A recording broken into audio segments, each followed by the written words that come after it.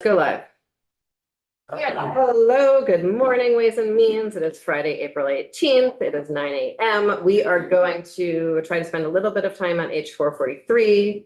And then when folks who are in the healthcare committee on S27 bop on over, we're just going to move immediately to that. So that might mean that if someone has a thought, that thought is going to get interrupted, and that is going to be okay today.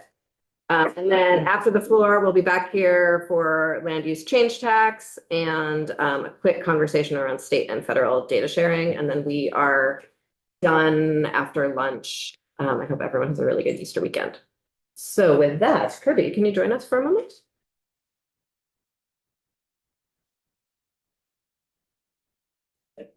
I want to try to join Zoom. Is this the thing we? I don't have you, I didn't send you. Well,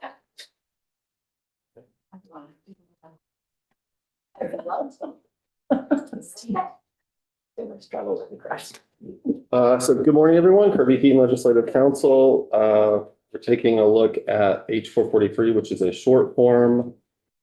I can pull this up, but I don't think I'm on Zoom right now. So the subject of this is a vacant property tax. And the title would be an act relating to a tax on vacant properties. And the statement of purpose is the bill proposes to create a new tax on residential and commercial properties that are left vacant. This crossed over into some things we've talked about this session because the classifications that we looked at are another way at taxing vacant properties differently, because the definition of non-homestead residential would capture vacant properties as far as residential ones. If you're trying to get at residential and commercial together like this, though, taking maybe a different approach could be helpful. Kirby, do you mind pausing for one moment? Yeah. Thank you. I just heard a rumor, Representative North, that you're going to withdraw your amendment. I am. I Okay. had a good conversation with folks across the hall, and I'm going to go ahead and withdraw this. Wonderful. Thank you for walking across the hall. Not a problem. So Great. I'll speak this. Okay, thank you very much. Thanks, everyone. Great. Jen, I think Kirby wants to talk to you, but wait, second, I'll wait. If they want. We do. Okay. We're good. We're good. Thank you very much. So the only thing else I can say about vacant property taxes is that, or vacant taxes on vacant property is that some jurisdictions do it.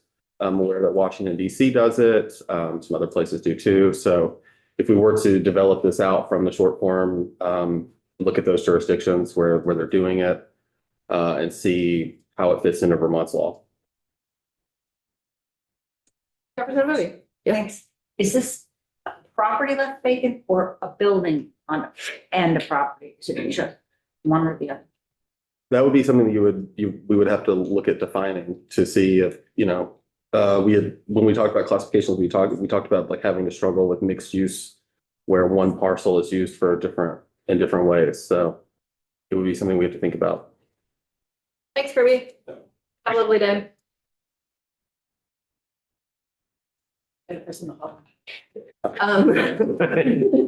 Representatives Holcomb and Wasizak, do you want to say anything? You want to say first? Sure. So this bill came from conversations with Representative Holcomb Priestley, and I think that the representative from Newport also has a similar bill that he's introduced, wherein the city of Barrie, for example, has had about a block and a half of very rundown commercial property that's been vacant for about 15 years.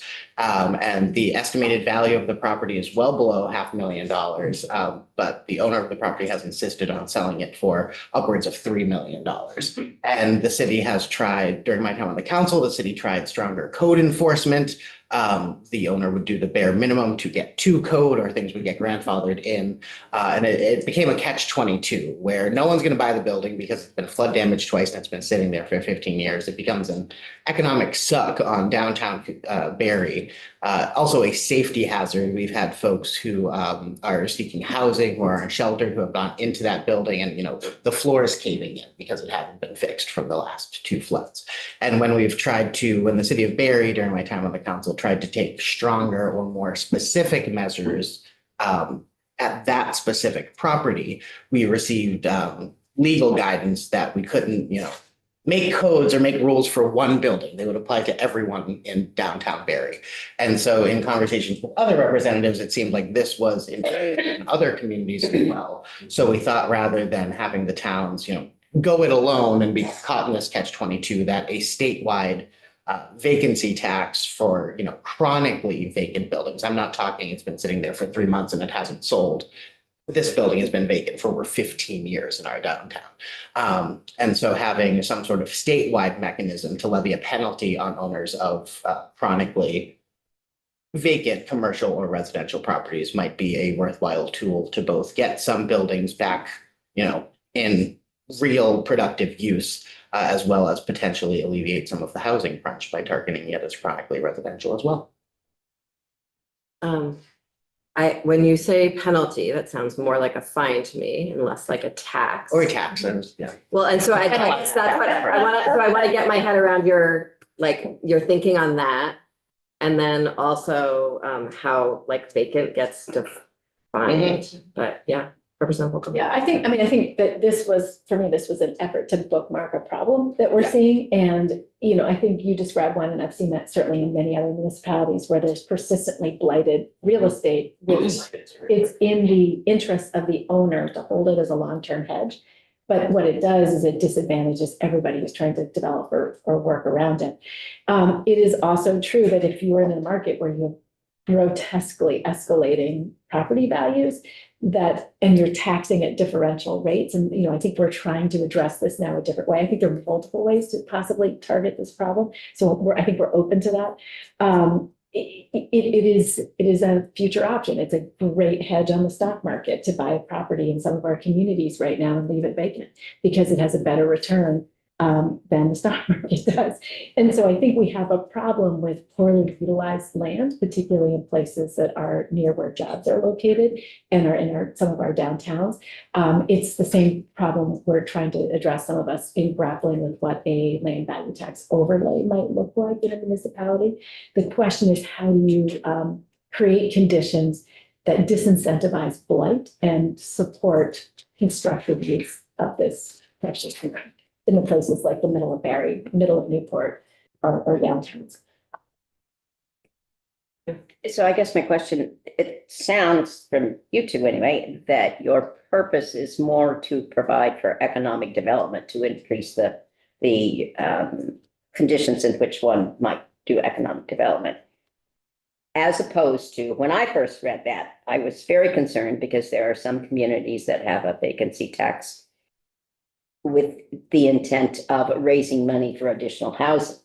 They target second homes as an example. And say if the home is empty for 6 months out of the year, then you pay a much higher property. In Vancouver. In Vancouver, in Colorado, where my son lives, and in various other places. In Canada, where I have property, where it's unoccupied, and yet, it is being taxed because it's unoccupied.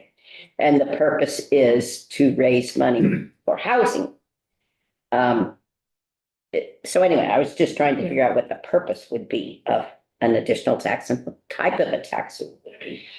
It's a short form, which means it isn't worked out. And I think part of it was to bookmark again. I don't know how, I'm from the center south of the state. And if you go to Springfield, what you see is these old factories along the river in the most desirable part of Springfield.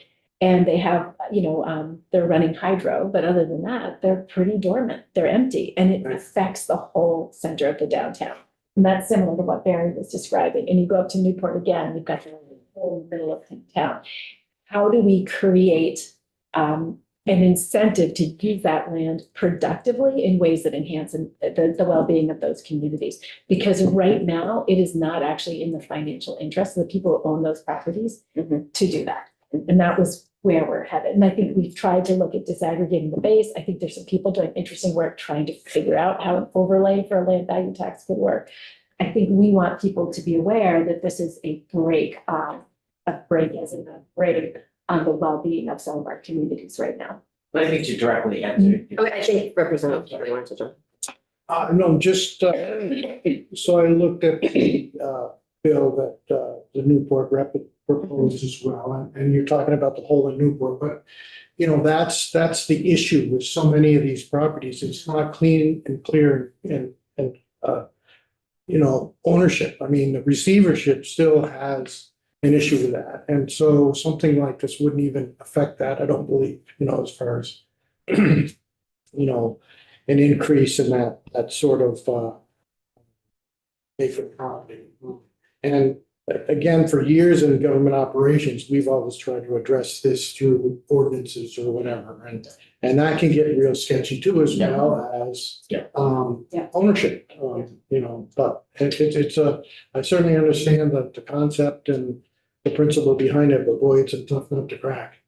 We agree. Yeah, I feel the blighted and blighted gets defined, I feel generally unbelievably uncomfortable with that, right? Like that is very hard to balance. Were you? Yeah. Yeah. Yeah, because we looked at this in Woodstock too. We had the same kind of pressure with a landlord that would rather have the building stay vacant instead of renting it at a commercially reasonable rate. But then there's also a particular owner of properties throughout the Upper Valley through where we are that has maybe 20 properties residential and has let them all go vacant. And because they're not necessarily an immediate health hazard, there's no real recourse in terms of encouraging that property owner to put them on the market, do some kind of renovation. So it really creates more pressure on housing. But at the same time, then you have to recognize the right of a person who owns property to do with it what they want.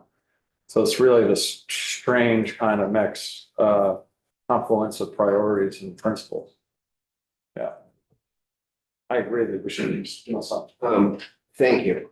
I support the notion, do we say?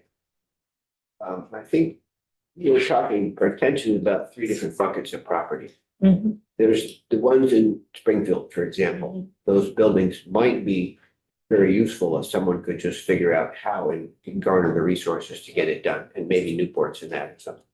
So that's a bucket. These are potentially quite valuable. Then there's the properties that you talked about, Charlie, that are in a separate bucket. And then there's some in Thetford. At least one or two basically have no value whatsoever. I mean, the best thing to do with them is to take them down. Yeah. And I just want not to paint them all the same way. Because we've got 3 different intent. There's one intention is to bring them back in productive use, but if you can't afford taxes on something that's Eeyore's house, no fault of Eeyore. Oh, no, they get any better to put a penalty or an extra tax on them. They'll just, so anyway, so we just need to be careful how we look at these buckets. 100%. I have, can someone help me understand why this would be a tax? You could have a splinter tax. You know, there's splinter taxes for things. That's how I might sell Can you say more about that? it. Well, you could say, we are going to have an extra tax on the school budget. This is before Act 60. And it's going to be 1 cent for 4 years. And that will go to technology in schools. So that's called a splinter tax. Or you have your regular tax that you have for your general fund to run your city. And then you say, we would like now to have a tax for the library, and that'll be for library books. And then people say yes or no to that tax on the ballot. And then forever, that until you change that law, that ordinance, that becomes a tax that it's dedicated to the library books. So you could, well, what you said about Vancouver made me think it's really a splinter tax rather than a penalty. They are saying, we'd like to raise revenue for housing, we are gonna put a tax on. And then they define what they're gonna put a tax on, and that will go toward housing. And I'm hearing this described as not that, and so that's what I'm trying to understand, because what the Rebecca and Teddy have said so far sounds more like a fine. And might be perfect, I'm just trying to get my head around what you want. Yeah, no, and I think that, what Representative Maslin pointed out, where within the, universe of vacant buildings, commercial and residential, there's very different cases and very different potential future uses for these structures, et cetera. So I think that, speaking for my community, at least, the building that we have in downtown is a theoretical black hole for economic development in downtown Barrie, for economic activity, and is draining our public resources and the public good, and taxes are meant to support the public good. So I thought that a tax made sense for specifically the Barrie case, and like, okay, if you're gonna cost us economic activity, then you can at least pay some more in taxes to make up for that lost revenue to support the public good. Is this almost, I'm not sure legally how to do it, but is it almost an extension of eminent domain? I mean, I don't know that we have time to have that. Kind of, sort of, yeah. I tried to eminent domain that thing. if you're talking about For 6 years. vacant buildings that have a public use, that have a public value. Mhm. And then unless you control it as a public entity, then you can't do anything really to it. I think it's. Mhm. I think it's also to cope with the fact that the way we currently tax and govern may create incentives for individual optimization at the expense of the public goods. Like maybe it is public domain, but it's trying to address that perverse incentive right now. Because if it is crowding out business, like vibrant business, crowding out housing to create a future option for someone who's just holding it dormant because it's gonna return greater value in the future than their current yield on the stock market. That's a problem because that's hurting the whole state right now. And it's not just about individual communities, it's about the state. Because these buildings, I mean, the ones that you're talking about, they're sitting on very expensive investments in municipal infrastructure, many of them subsidized by taxpayers statewide. Most people got state support for their municipal wastewater. So we all paid for that, and now it's just underutilized because these people are coming in and holding the real estate and not developing it, so we're not able to make use of that very expensive investment in infrastructure. Are you all imagining this would be part of a statewide tax, or it would be permissive for municipalities to levy this tax at the municipal level? I hadn't thought about that term, so I like the permissive idea. I think you can already at a municipal level. You can, I think at the municipal level, you can levy a fine, Fine. but not a Yeah, tax. okay, yeah, Yes. yeah, okay. I thought that this is, I'm And not. Burlington has a different permissive structure around taxes than the rest of the state does. There's something about April 1st and what's on the land on April 1st, like let's say you buy a property and tear down what's there and you're building a house on it. What do they look at the value on April 1st? So Oh, you yeah. would want to just not finish your house till April 2nd, then you pay the lower value for a year. Yeah. Yeah, that's just the way it works. Yeah. Right, yeah, all right, well, that's my. Do people actually do that all the time, Reverend? Oh, They keep high power on their house for years, just to not, put siding on it now. The assessors come back and Or upgrade it a little bit. concrete floor, you just never time. So some people don't like fiber, but some people don't care if they get fiber. You may have the last word, Representative. Thank you so much. I would just say, like, all of the points that you're bringing up are absolutely valid, and I think that it being a short form, if we were to look at the different buckets of, if we were to explore this idea, it would become a much longer bill with a lot more detail and a lot more definitions to address. Could easily be. Oh, yeah. Part of it is just putting it on the table. That this is an issue that our communities are struggling with at the municipal level, so let's see if there's something we can do